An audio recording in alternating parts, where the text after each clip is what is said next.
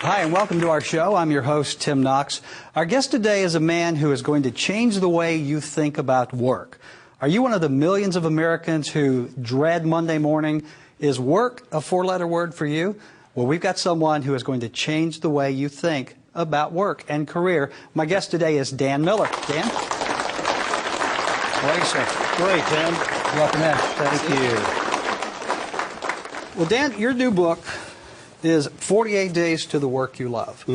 Now, can I really change my life in 48 days? You know, you really can, if you create a plan. And 48 Days to the Work You Love is that plan. I really got kind of tired of hearing people talk about how much they hated their jobs, they wanted to do something different, but even when shown good opportunities, they just seem to be stuck where they are. And so I knew we needed a time frame. We need a time frame where the clock is ticking to give some people the incentive to move out of that job that they hate into something more fulfilling. 48 days is a reasonable time frame for that. Well, that's great, but why 48 days? Why not 47 or 49? Well, you know, even in the Bible, God used 40 days to literally transform the life of a person or a country. So I thought, 48, that's a reasonable time. And you really can. 48 days is enough time to look at where you are, get the advice and opinion of other people, choose your alternatives, create a plan, which is what I've laid out, and act. And you keep using the word plan. Yes. If you have a plan, tell me what you mean by that. It's more than just thinking about something or just wanting something. You have to know how to break it down. What are the steps? And in this situation, it's going to be, you know, looking at yourself. What are the unique skills and abilities that I have? What are the personality tendencies that I have? What are my recurring dreams or passions? Those are all legitimate components to creating your own work plan based on what you know about yourself. Then you can determine what is the work that embraces that? What is the work that fits? So it takes going through a specific plan.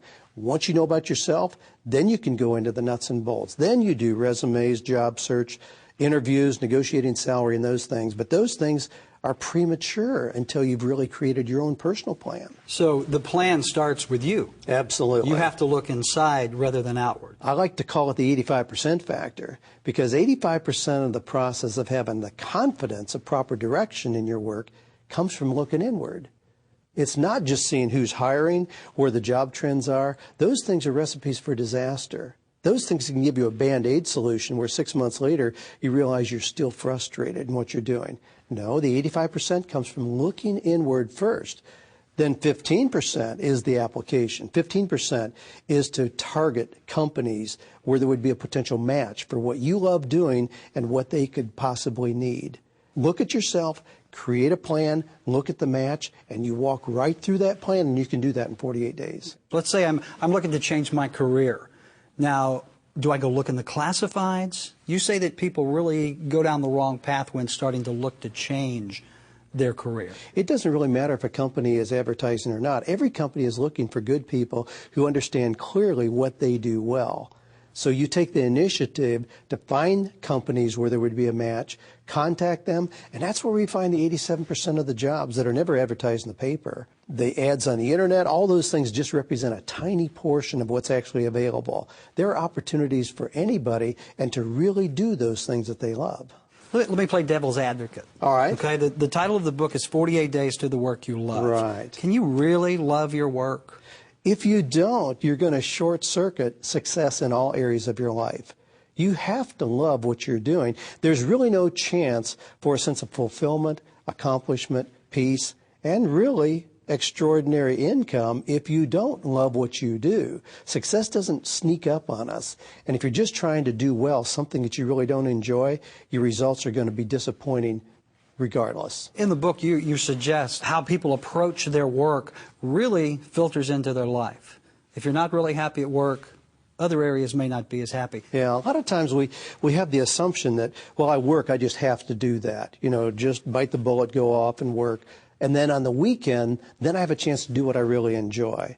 Well, life is too short to do that. All of a sudden, the work, the energy that's required in work that you don't really enjoy bleeds over into Saturday and Sunday, and people are discouraged, depressed, and they're just repeating the pattern again and again. Work, because we spend so much time in it, ought to be something that's incredibly fulfilling, something we really enjoy. And that comes from recognizing the proper fit. What fits me? What can I see about myself? And then what work embraces those things I know about myself? And that's how we move toward this process of finding work that you really love. Dan, in the book, you suggest that today's workplace has changed. It's not your daddy's workplace anymore. That's right. Talk about how it's changed and how that affects the employee, the person there to do the work, and their passion for doing it. If we look back even 50 years, the expectation was that you would get out of school, out of college, go to work for the right company, the right job, stay there 35 years, and then get that proverbial gold watch. Those days are gone. That's not going to happen anymore. We see companies disappear in very, very short period of time.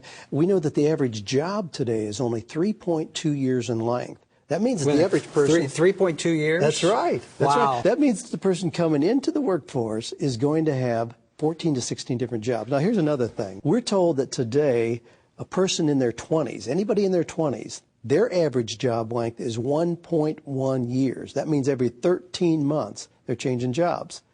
Now, these are people in their 20s. That's in their 20s. Oh, wow. That's okay. When we're talking about changing jobs, it doesn't mean changing your life. It doesn't mean changing from work you love to work you don't, bouncing around. There still ought to be a sense of sameness, a sense of continuity with these people. But see, the sameness can't come from external circumstances. It comes from knowing who you are. And once you really understand who you are, then you have a compass. Jobs will come and go. Companies will come and go. We can't really stop that, but we can still make sure that at every change point, we're applying what we know about ourselves so we continue to move through in work that we really love. Thanks, Dan. When we come back, we're going to ask Dan, is it ever too late to find the work you love?